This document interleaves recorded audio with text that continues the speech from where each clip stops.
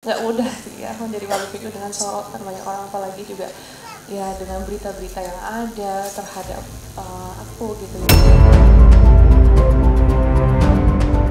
Yang pastinya sih emang hidup tuh Masya Allah penuh dengan ujian ya. Dari situ aku belajar, ya udah, ketika aku sedih, ya aku nangis. Ketika aku marah, ya aku marah. Gitu. It's okay, ekspresikan, aku terima segala macam emosi yang aku dapati dalam hidup aku, dengan segala macam ujian aku terima. Tapi aku luapkan, itu bukan dengan makhluk gitu, bukan sama manusia, tapi ya kepada Allah tadi. Dari situ aku belajar, ya udah, ketika aku sedih, ya aku nangis.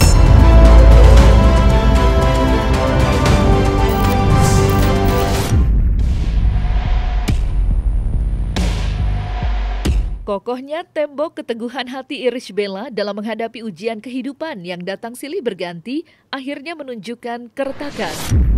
Ia sejak melayangkan gugatan cerainya untuk Amarzoni yang kini tengah meringkuk di tahanan, ibu dua anak itu tidak pernah sekalipun blak-blakan menceritakan pedihnya luka di hatinya selama proses perceraian berlangsung.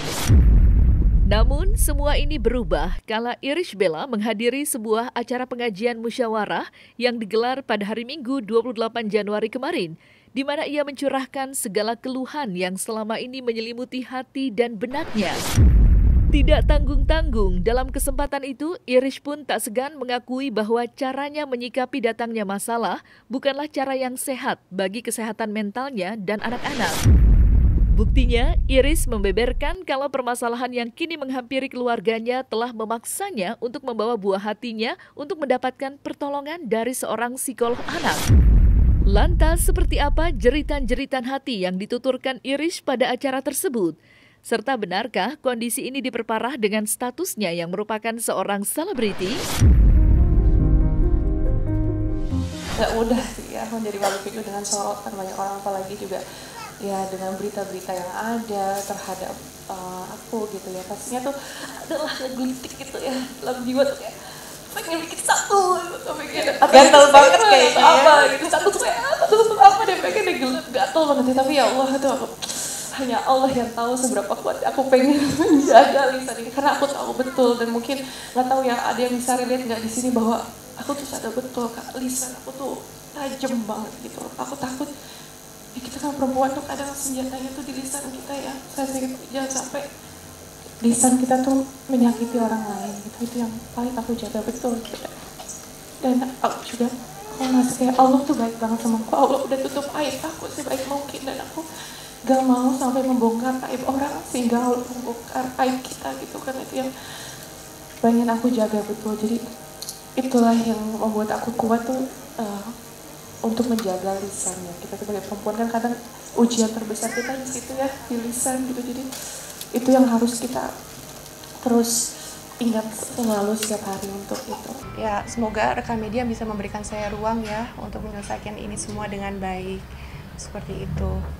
Karena di sini saya tidak ingin menyudutkan pihak manapun. Saya, seperti yang saya bilang tadi, saya ingin semuanya itu bisa diselesaikan secara baik-baik, tanpa adanya perselisihan, tanpa adanya perdebatan di ruang publik gitu. Jadi mohon semoga berikan saya ruang untuk menyelesaikan. Yang pastinya sih emang hidup tuh Masya Allah penuh dengan ujian ya gitu. Dan kalau boleh curhat sedikit di sini, memang mungkin yang menjadi problematika aku ya Ustazah waktu itu saat tertimpa ujian tuh, aku lebih kayak oh, aku harus kuat gitu. Aku harus kuat. Aku sebagai perempuan gitu, apalagi aku punya anak dua, aku harus bangkit. Aku nggak boleh terpuruk gitu ya. Dan aku harus nggak boleh nangis gitu, nggak boleh cengeng gitu, harus kuat. Dan ternyata ya ampun, dengan itu tuh salah banget ya. Itu aku malah jadi susah untuk bangkit, karena ya aku tidak membiarkan diri aku untuk menerima gitu loh. Dan ternyata aku baru belajar sekarang gitu ya, setelah apa yang aku lewati, it's okay to not be okay gitu. It's okay kalau kamu mau sedih, kalau kamu mau nangis gitu loh. Wanita kuat tuh bukan berarti kita nggak boleh nangis loh. Wanita kuat tuh bukan berarti kita nggak boleh marah, nggak boleh apa. it's okay. Aku mau share sedikit ya, Rosannya. Waktu itu aku pernah anakku tantrum, setantum-tantumnya, itu yang anak pertama. Aku sampai bingung, kenapa anakku kok tantrum kayak gini ya? Gak apa ya, gak biasanya gitu loh. Memang masanya, tapi kayak ini kayaknya agak aneh, agak berbeda gitu. Terus aku bawalah ke psikolog gitu kan. Aku bertanya, kenapa gini gitu. Tolong dok, kenapa ya anak saya? Terus oh gitu. Terus masa psikolognya bilang kayak gini, kalau ibunya apa kabar? Jadi Masya Allah ya, seorang ibu sama anak itu kayak satu detak jantung. Jadi apapun yang dirasakan sama ibunya itu akan tervibrasi sama anak, sama keluarga, sama orang-orang yang terdekat dari kita. Sebegitu lamanya aku menahan kayak rasa sedih, aku harus kuat, rasa marah, aku harus tahan gitu. Terus karena aku harus melangkah terus menjalani hidup. Sampai itu tuh aku pendem terus. Kayak gitu, dan ternyata itu tuh membuat penyakit dalam hati aku, dan itu aku tularkan kepada anak-anak aku gitu. Itu yang paling aku sedihin banget. Dan di situ aku belajar, ya udah, ketika aku sedih, ya aku nangis. Ketika aku marah, ya aku marah gitu. It's okay, ekspresikan. Aku terima segala macam emosi yang aku dapeti dalam hidup aku, dengan segala macam ujian aku terima. Tapi aku luapkan, itu bukan dengan makhluk gitu, bukan sama manusia, tapi ya kepada Allah. Tadi yang Ustazah bilang itu, alhamdulillah aku terapin Ustazah. Aku gelar sejadah di situ, terus aku berdoa, aku nangis betul-betul. Dan di situ tuh akhirnya akhirnya kita bisa belajar untuk begitu gitu. Kita belajar untuk menerima, lebih bisa, lebih kuat lagi gitu loh. Jadi menurut aku, wanita istimewa, wanita kuat tuh bukan berarti wanita yang nggak boleh menangis, bukan berarti kita tuh harus sok-sok kuat gitu loh. It's okay to not be okay. You can cry, boleh nangis, boleh apa terserah, tapi sebaik-baiknya tempat mengakui kalau kepada Allah gitu. Menurut aku tempat healing terbaik. Iya, kalau saya sebagai kakak, ya sebagai sahabat, ya pasti mensupport apa yang sudah menjadi keputusan Libel, kan gitu. Karena kan mereka yang menjalani ya, kita kan hanya penonton aja ya. Kalau penonton itu jangan ngegrecokin, ya kan. Apalagi jadi kompor, jangan. Udah biarkan mereka, dengan mereka yang menjalani, mereka yang bahagia, mereka yang ngerasain, udah kita doain aja. Aku percaya betul dengan Allah itu nggak mungkin zolim sama hambanya. Itu adalah janji Allah. Allah tidak mungkin zolim.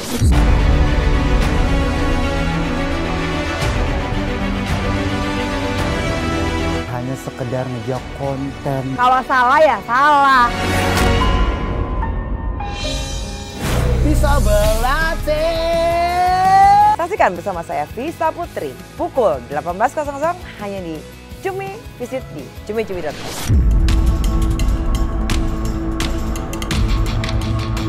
Berbicara soal konflik rumah tangga antara Irish Bella dan Amar Zoni, proses perceraian mereka kini telah mencapai tahap akhir. Kedua belah pihak pun seakan tak bisa lagi mengelak dari kenyataan, di mana kandasnya pernikahan mereka semakin mendekat detik demi detik. Ya, dalam proses sidang lanjutan yang digelar pada hari Kamis pekan lalu, perceraian mereka kini telah sampai ke agenda kesimpulan, di mana pihak Amar maupun Irish telah melampirkan dalil-dalil kesimpulan mereka kepada Majelis Hakim Pengadilan Agama Depok. Pada agenda itu, pihak Irish juga telah memastikan poin-poin apa saja yang akan diperjuangkan mereka. Salah satunya adalah hak asuh anak serta tuntutan nafkah. Melihat aksi tersebut, pihak Amar Zoni lantas buka suara. Bagaimana tidak, kondisi Amar yang kini berada di balik jeruji besi pasti kesulitan dalam memenuhi tuntutan hak asuh anak yang dilayangkan Irish. Lantas benarkah Aditya, adik dari Amar, justru mendukung penuh aksi ini? Padahal sang kuasa hukum memiliki pandangan yang berbeda 180 derajat.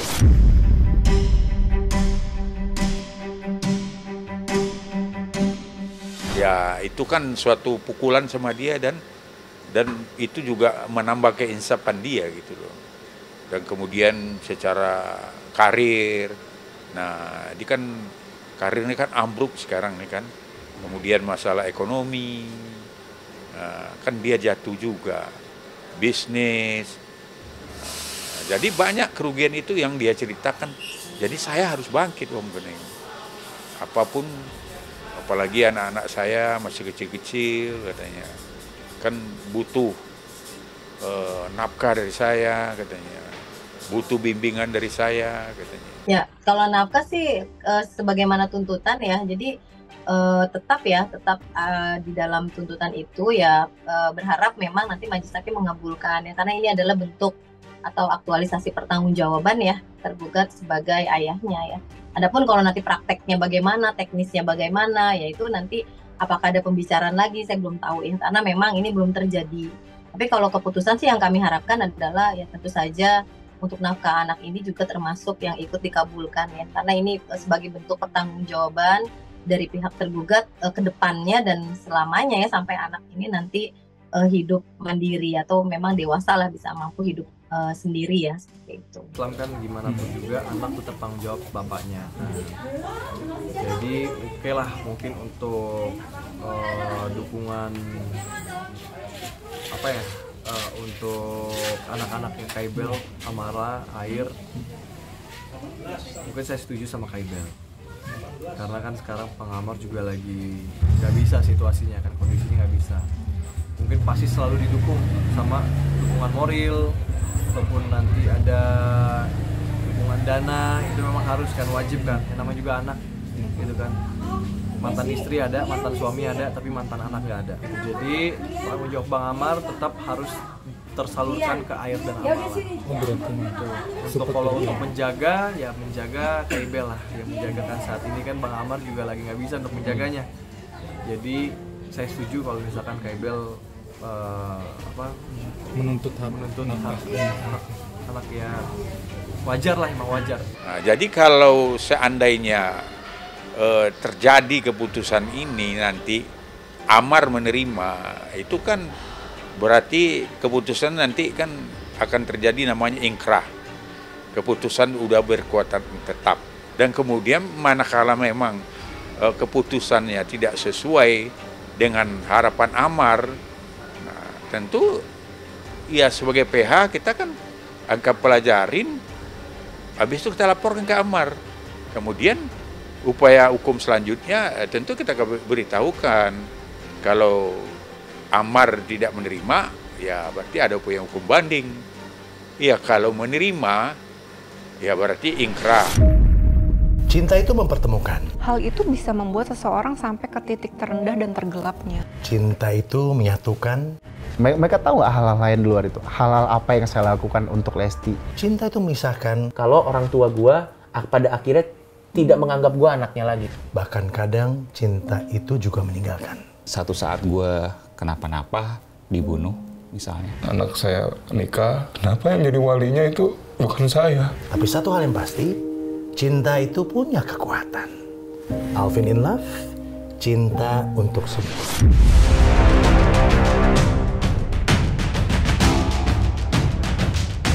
Sudah jatuh tertimpa tangga, hal inilah yang kini dirasakan oleh Amar Zoni. Perasaan harap-harap cemasnya dalam menanti 2 persidangan yang menantinya, kini Amar juga harus siap dengan kenyataan di mana dirinya terancam untuk kehilangan hak asuh dari kedua anaknya yang terbilang masih belia. Tetapi nampaknya Amar masih dapat menghela nafas lega karena kebesaran hati Irish Bella yang tidak akan memberikan batasan baginya untuk menghabiskan waktu bersama anak-anak. Namun terlepas dari itu semua, Irish Bella masih belum pernah sekalipun menginjakan kakinya di tahanan untuk menjenguk Amar.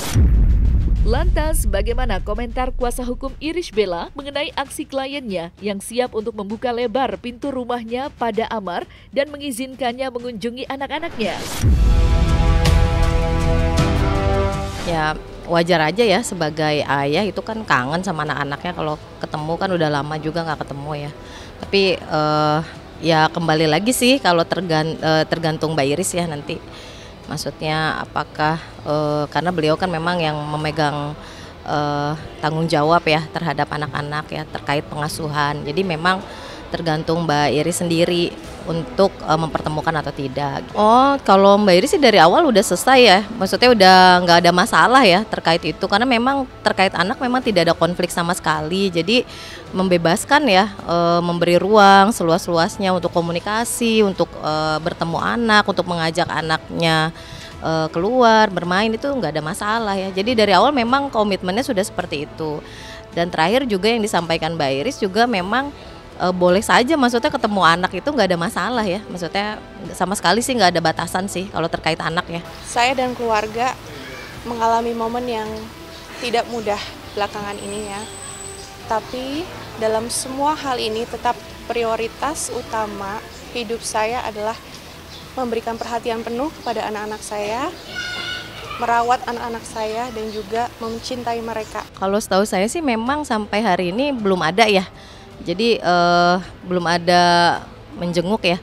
Tetapi kalau misalnya nanti ada keinginan atau tidak ya, saya belum tahu ya. Jadi saya memang belum ada informasi sih terkait itu gitu. Itu apa ya, Bang Amar kasihan sama Kak Ibel kalau misalkan harus jenguk ke tempat yang ya bisa dibilang kurang lah untuk wanita gitu, kurang pantas ya. Jadi kan kasihan Kak Ibelnya. Bagi saya Iris datang atau tidak datang, yang penting saya tahu, saya percaya kalau Iris selalu mendoakan yang terbaik. Terus kalau tadi ya tentulah Kak Ibel pasti menerima kita dengan baik, karena kan saya Kak Ibel tuh nggak ada masalah, kita masih chat-chatan, terus kita masih ketemu juga. Saya sama Kak Ibel, keluarga saya nggak ada masalah apa-apa.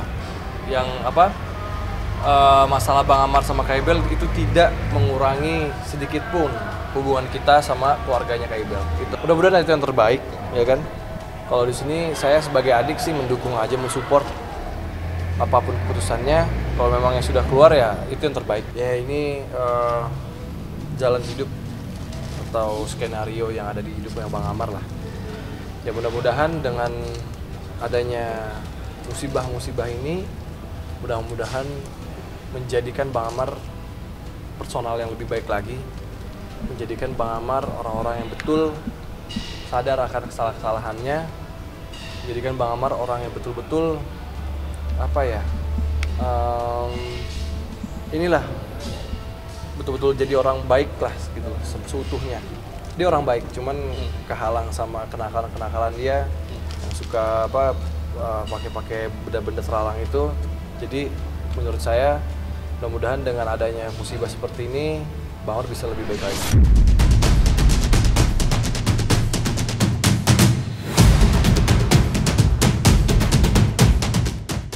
Nah, selesai sudah Cumi Lovers? Saksikan terus Cumi Camp In-Depth, kabar lengkap, mendalam, dan akurat dari narasumber terpercaya. Dan jangan lupa untuk like, subscribe, dan juga share channel YouTube Cumi Cumi.